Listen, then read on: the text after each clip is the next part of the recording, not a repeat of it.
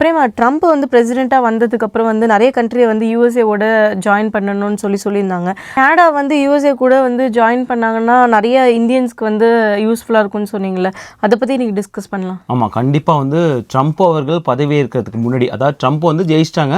பதவி காலம் எப்போ ஏற்பாங்கன்னா வந்து புதுசாக வர பிரசிடெண்ட் வந்து ஜனவரி 20 வந்து பதவி ஏற்பாங்க இல்லையா. ஸோ அதுக்கு முன்னாடியே வந்து பயங்கரமான நிகழ்வுகள் நடந்துகிட்டு இருக்கு. யானை வரும் பின்னே மணி மோசை வரும் முன்னேங்கிற மாதிரி நிறைய விஷயங்கள் நடந்துட்டு இருக்கு. ஏற்கனவே பார்த்தோம், H1B போட்டு பயங்கர டாக் ஆஃப் த சோஷியல் மீடியாவோ அதுதான் இருந்தது. பயங்கர ஹாட்டாக இன்னும் போய்கிட்டு இருக்கு. நம்ம அது பின்னோட்ட வீடியோ பார்ப்போம். அதன் பிறகு EADs, அது வந்து ஸ்டூடெண்ட் EADs, H4EADs அதை பற்றி பேசினாங்க. இப்போ இதெல்லாம் தாண்டி வீசா இந்த மாதிரி விஷயம்லாம் தாண்டி நாடுகளை பற்றி பேச ஆரம்பிச்சிட்டாங்க. கனடா, கிரீன்லாந்து, பனாமா கேனல், இந்த மாதிரி நிறைய விஷயங்கள் வந்து ஹாட்டாக போயிட்டுருக்கு. கரெக்ட், நான் சொன்ன வந்துட்டு ஒருவேளை அந்த கனடா வந்து யூஎஸ்ஏ merge நடந்துச்சுன்னா நிறைய வந்து இந்தியர்களுக்கு லாபம். அது எப்படி? முதல்ல அந்த merge நடக்கிறதுக்கு சாத்தியக்கூறுகள் இருக்கா?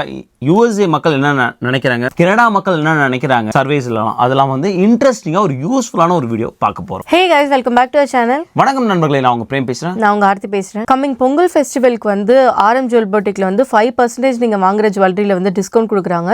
அது வந்து இந்த மந்த் எண்டு வரைக்கும் இருக்குது. கண்டிப்பாக நம்ம வந்து பொங்கல்னால் ஏதோ ஒரு சின்ன விஷயமாவது வாங்கி வைக்கணும்னு யோசிப்போம். ஸோ நீங்கள் RM ஜுவல் பொட்டிக் கான்டாக்ட் பண்ணிங்கன்னா அவங்க நிறைய டீட்டெயில்ஸ் கொடுப்பாங்க. நம்ம தமிழர் நடத்துகிற கடைன்றதுனால நம்ம என்ன டவுட்ஸ் இருக்கோ அவங்கக்கிட்ட ஈஸியாக கிளாரிஃபை பண்ணி வாங்கிக்கலாம். ஸோ நீங்கள் வந்து உங்களுக்கு இன்ட்ரெஸ்ட்டாக இருந்துச்சுன்னா கீழே நாங்கள் வந்து அவங்களோட டீட்டெயில்ஸ் கொடுக்குறோம், நீங்கள் கான்டாக்ட் பண்ணி கேட்டுக்கோங்க. ஆமாம், லாஸ்ட் வீடியோவில் அதை பற்றி சொல்லியிருந்தோம். ஸோ அந்த வீடியோ லிங்க்கும் தரோம். நீங்கள் பார்த்தீங்கன்னா இன்னும் டீட்டெயிலாக இருக்கும். நிறைய விஷயம் சொல்லியிருந்தாங்க. கோல்டு வேஸ்டேஜஸ் வந்து எப்படி இங்கே கால்குலேட் பண்ணுறாங்க, அது ரொம்ப முக்கியம். ப்ரைஸ் கம்பேரிசன், இந்தியாவுக்கும் யூஎஸ்ஏக்கும் கோல்டு, இந்த மாதிரி நிறைய விஷயங்கள். டைமண்ட் வாங்கும்போது என்னென்ன நுவான்சஸ் பார்க்கணும், அந்த நிறைய நாலேஜ் வந்து ஐயா அவர்கள் வந்து ஷேர் பண்ணியிருந்தாங்க. நீங்கள் அந்த வீடியோவும் பாருங்கள்.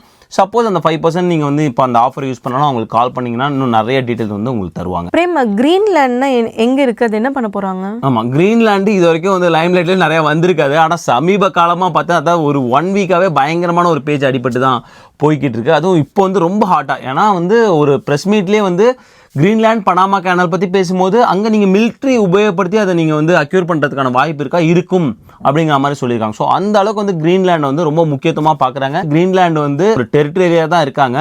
அவங்க யாருக்கு கீழே கட்டுப்பாட்டுக்குள்ளே வராங்க அப்படின்னு பார்த்தா கிங்டம் ஆஃப் டென்மார்க் கீழே உள்ள 2 டெரிட்டரிஸில் இவங்க ஒன்று. ஸோ அதை தான் வந்து யூஎஸ்ஏவோட சேர்க்கணும். எங்கள்கிட்ட நாங்கள் எவ்வளோ விலை கொடுத்து கூட வாங்க ரெடியாக இருக்கும், மிலிட்ரி கூட உபயோகப்படுத்துவோங்கிற அளவுக்கு வந்து ட்ரம்ப் அவர்கள் வந்து பேசிக்கிட்டு இருக்காங்க. பிரேம், அதுக்கான பாசிபிலிட்டிஸ்லாம் இருக்கா? அவங்க பேசுகிறாங்கன்னு சொன்னீங்க. ஆமாம், ஸோ எல்லாருமே என்ன சொன்னாங்கன்னா, எப்போ வந்து ஒரு சுமூகமாக ஒரு கண்ட்ரி இன்னொரு கண்ட்ரியோட merge ஆச்சு அப்படின்னு பார்க்கும்போது அது பல நூற்றாண்டுகளை தாண்டி போகணும். அட்லீஸ்ட் ஒரு 150 வருஷத்துக்கு முன்னாடியாக தான் போகணும். ஏன்னா எந்த ஒரு மிலிட்ரியுமே யூஸ் பண்ணாமல் ஒரு சுமூகமாக இந்த மாதிரி ஒரு 2 கண்ட்ரி merge ஆச்சு.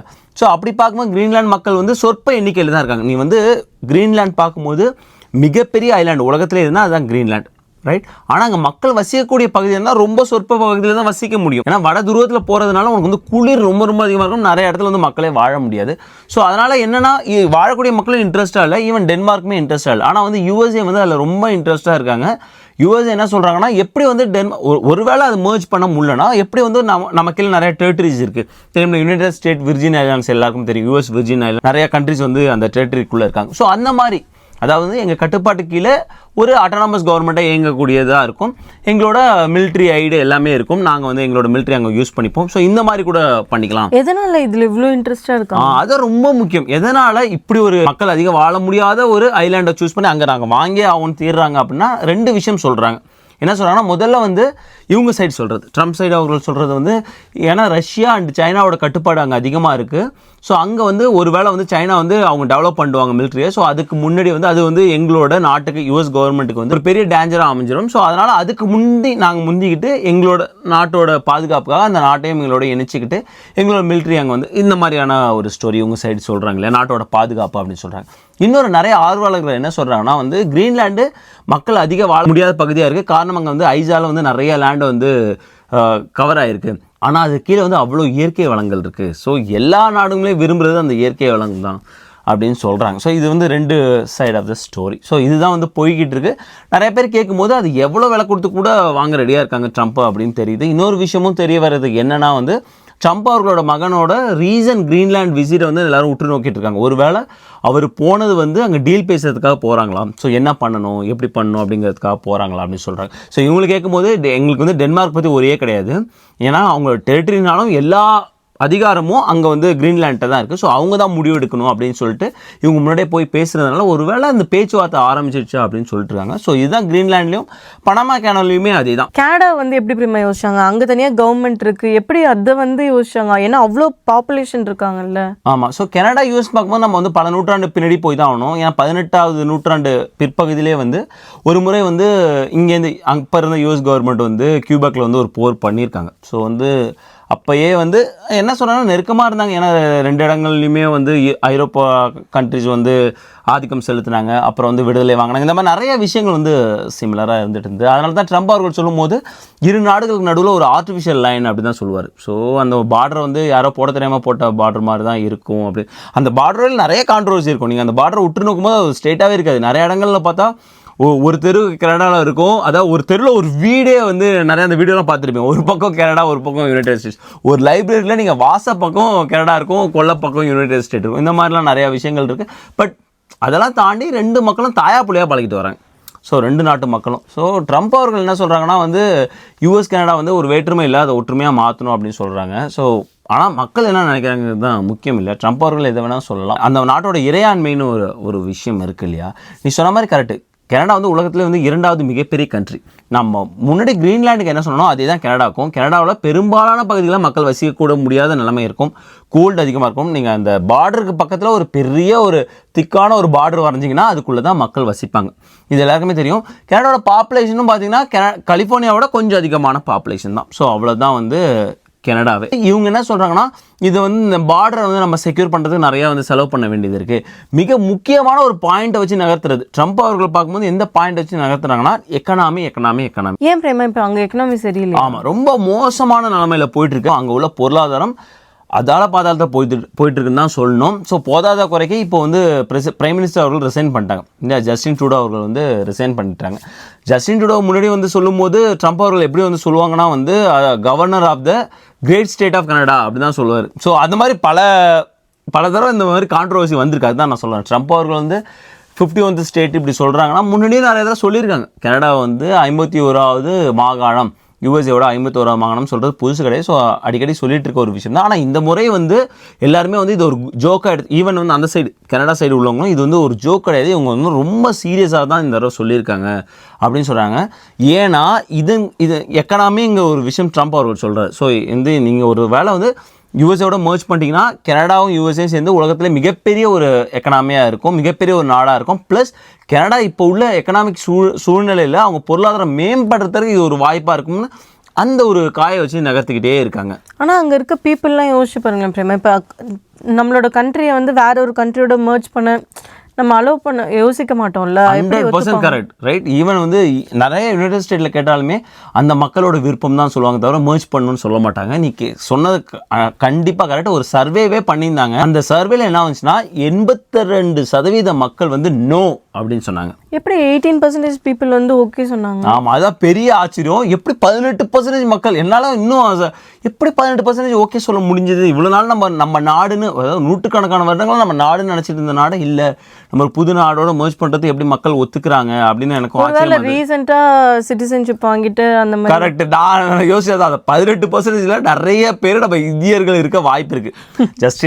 என்னோட அசம்ஷன். ஏன்னா ரீசெண்டாக சிட்டிசன்ஷிப் வாங்கினவங்களாம் என்ன நினைப்பாங்க, ஓகே நம்ம யூஎஸ்ஏவோட மர்ஜ் பண்ணிட்டாங்கன்னா நமக்கு யூஎஸ்ஏ சிட்டிசன்ஷிப் கிடைக்கும், ஸோ இதை விட வந்து ஒரு பெட்டர் சிட்டிசன்ஷிப் கிடைக்கும்னு சொல்லி நிறையா மக்கள், இது என்னோட அசம்ஷன் தான், நிறையா அந்த 18% நம்ம இந்தியர்கள் இருக்க, அது இமிக்ரேஷன் அங்கே இமிக்ரெண்ட்டாக மாறி சிட்டிசன்ஷிப் வாங்கின மக்கள் இருக்க வாய்ப்பு இருக்குது அப்படின்னு தான் நினைக்கிறேன். தவிர ஒரு கோர் கனடா சிட்டிசன், அதாவது வந்து பல தசாப்தங்களாக அங்கே வாழக்கூடிய மக்கள் வந்து கண்டிப்பாக இதுக்கு வந்து ஒத்துக்க மாட்டாங்க. ஈவன் வந்து அவங்க லீடர்ஸுமே அதுதான் சொல்லியிருக்காங்க.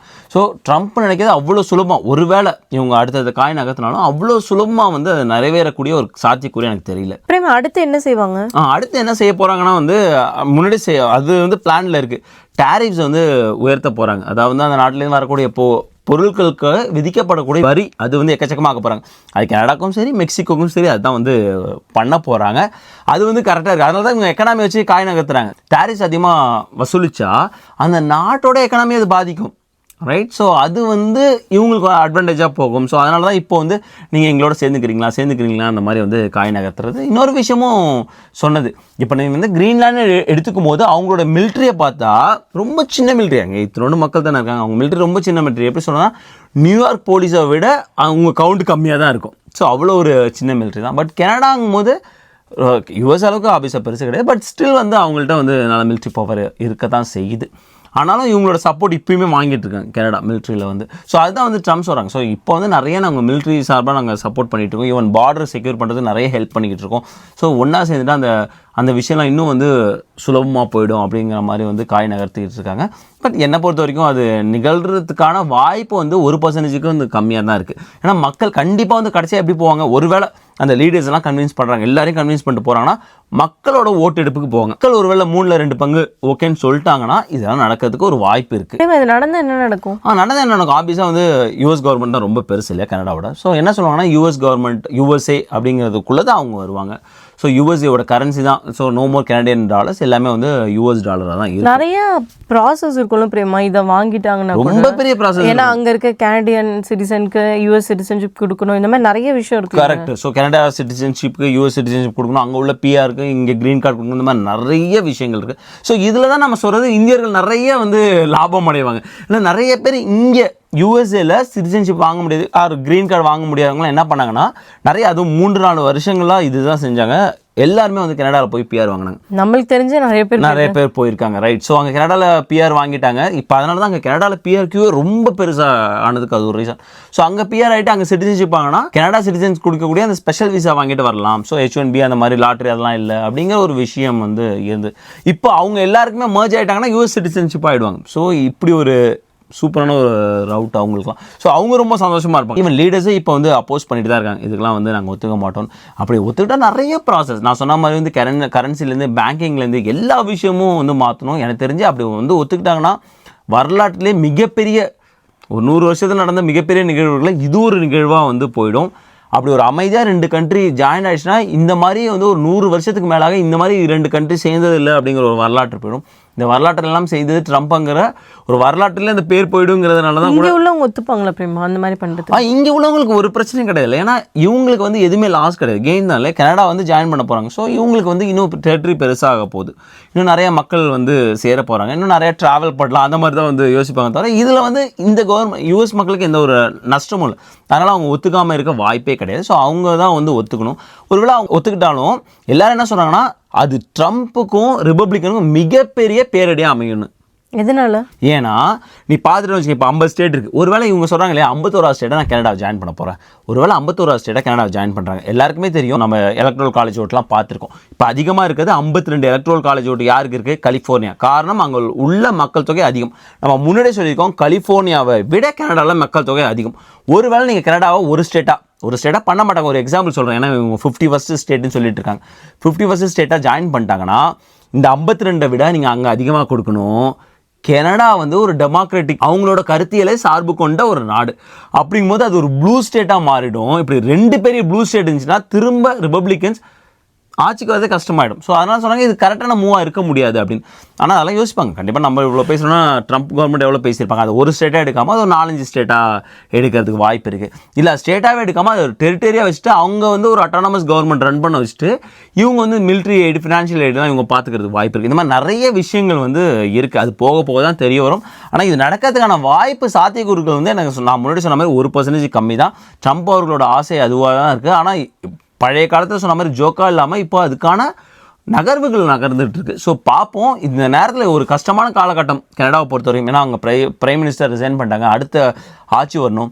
அங்கே ஒரு ஆன்டி இமிக்ரேஷன் வேவ் போய்கிட்டு இருக்கு, ஹவுசிங் காஸ்ட் அதிகமாக இருக்குது, அங்கே ஒரு இன்ஃப்ளேஷன் இருந்துட்டு இருக்கு, ரிசெஷன், இந்த மாதிரி நிறைய விஷயங்கள் இருந்துட்டு இருக்கு. ஐ ஹோப் வந்து கனடா இந்த மாதிரி பாசம் சந்திச்சுப்பாங்கல்ல, எந்த நாடாக இருந்தாலும் அதை தாண்டி தான் வருவாங்க, இந்த ஒரு எதிர்நீச்சல் போட்டு வருவாங்கன்னு நினைப்போம். ஸோ இதுதான் வந்து இந்த அப்டேட்ஸ். ஐ ஹோப் உங்களுக்கு இந்த வீடியோ யூஸ்ஃபுல்லாக இருந்து நினைக்கிறேன். மறக்காம நம்ம வீடியோ லைக் பண்ணுங்கள், ஷேர் பண்ணுங்கள், சப்ஸ்கிரைப் பண்ணுங்கள். மறக்காம அந்த பெல் ஐகான் தட்டி விட்டு போங்க. தேங்க்ஸ் ஃபார் வாட்சிங் திஸ் வீடியோ ஃப்ரெண்ட்ஸ். நன்றி.